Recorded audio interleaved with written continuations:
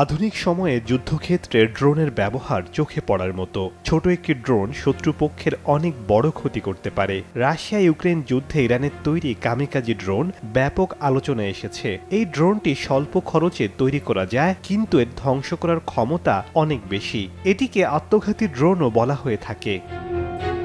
বিশ্বের উন্নত দেশগুলো এখন ড্রোন প্রযুক্তিতে মনোযোগ দিয়েছে। বিশেষ করে ইউরোপের দেশগুলো এই খাতে ব্যাপক বিনিয়োগ করছে। যুক্তরাষ্ট্র ইসরায়েল অনেক আগে থেকেই যুদ্ধক্ষেত্রে ড্রোনের ব্যবহার করে আসছে। ইসরায়েল আর্টিফিশিয়াল ইন্টেলিজেন্স প্রযুক্তি সমৃদ্ধ ড্রোন ব্যবহার করে গাজার নিরীহ মানুষদের হত্যা করছে। সম্প্রতি নতুন প্রযুক্তির একাধিক আধুনিক ড্রোন সামনে এনেছে চীন। বিশেষজ্ঞরা দাবি করেছেন, যুদ্ধের সংজ্ঞা পাল্টে দিয়েছে ড্রোন।